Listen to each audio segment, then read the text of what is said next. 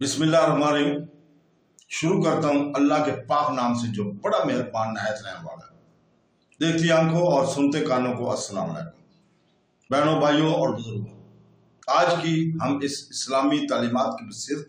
से भरपूर वीडियो में हम इस्लामी तबलीग के तसव्वुर को बयान कर रहे हैं। क्या ये हुक्म इलाही है या ज़ाती इंतखाब? हम दावत के किरदार, इस्लामी अकायद के इश्तराक की अहमियत और मुख्तलिफ इस्लामी कम्युनिटीज़ में इस अमल को किस तरह देखा जाता है, इस पर बात करेंगे। ईमान के इस अहम पहलू की जामे ताफ़हीम के लिए मुकम्मल वीडियो को देखें। तो दोस्तों, बहनों, भाइयों और बुजुर्गों, अल्लाह ताला ने सूरह आल इमरान की आयत नंबर 104 में फरमाया, जिसका तर्जुमा है,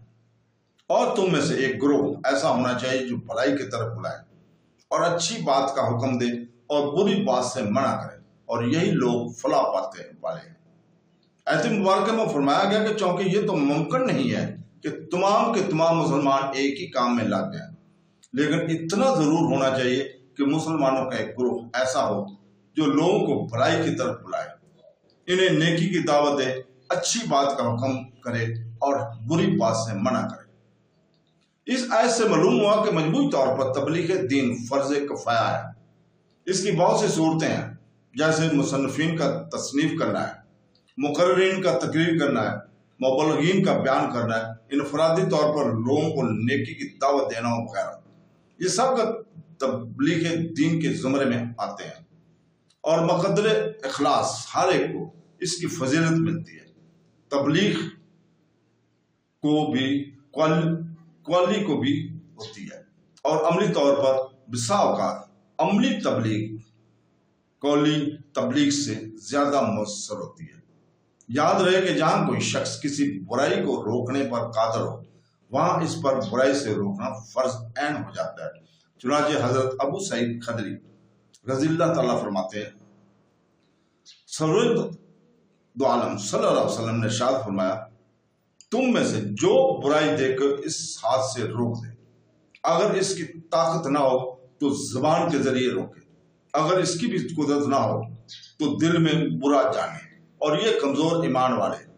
तबलीग दीन से मुतल्लिक 5 हदीसें हम यहाँ पे बयान कर रहे हैं। नंबर 1, हजरत हज़ीफा बिन यमान रज़ियल्लाहु ताला से रिवायत है कि रसूल पाक सल्लल्लाहु अलैहि वसल्लम ने इरशाद फरमाया, इस जात की कसम जिसके दस्ते कुदरत में मेरी जान है,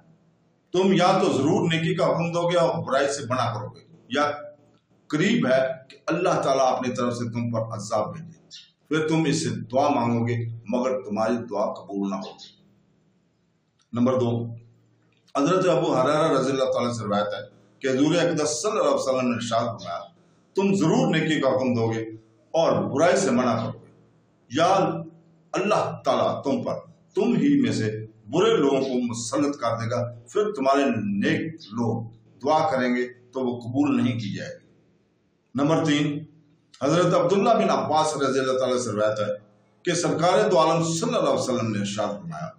जो शख्स किसी मुकाम पर खड़ा होकर हक बात कह सकता है तो इसके लिए दुरुस्त नहीं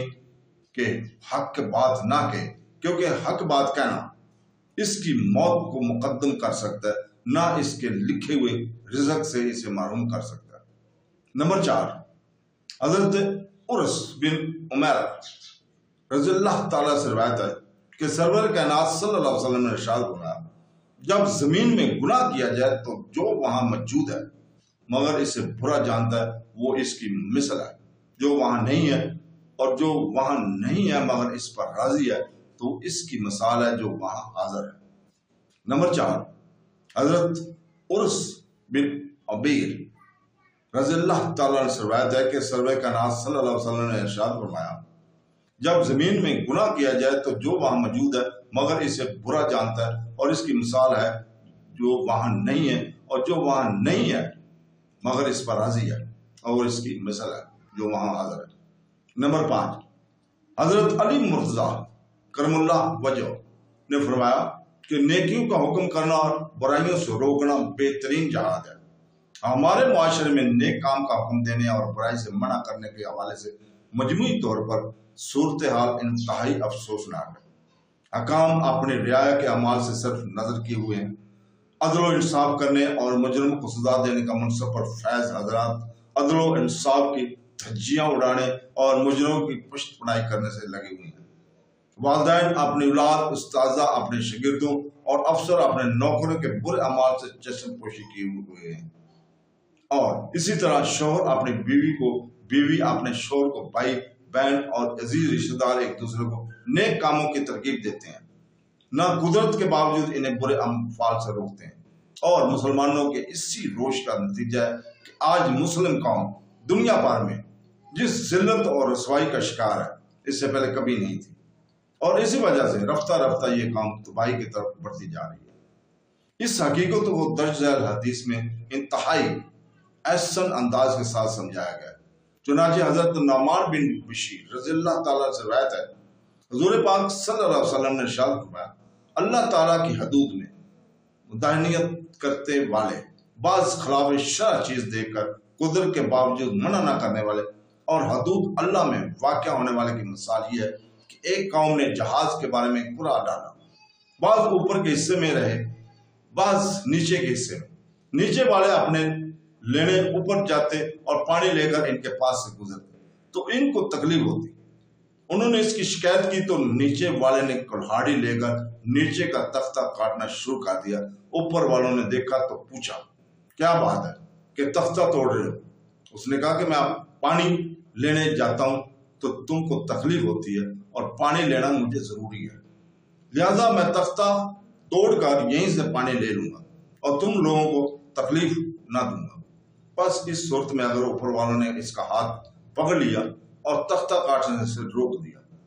تو اسے بھی نجات دیں گے اور خود کو بھی بچا لیں گے، اور اگر چھوڑ دیا تو اسے بھی ہلاک کر دیں گے اور خود بھی ہلاک ہوں گے۔ تو دوستو، بہنوں، بھائیوں، بزرگوں، کل ہم انشاءاللہ تعالی اسی وقت اجماع کا حکم اور اختلاف کے اسباب پیدا کرنے کے ممانعت کو بیان کریں گے۔ کل تک کے لیے اجازت، اللہ حافظ۔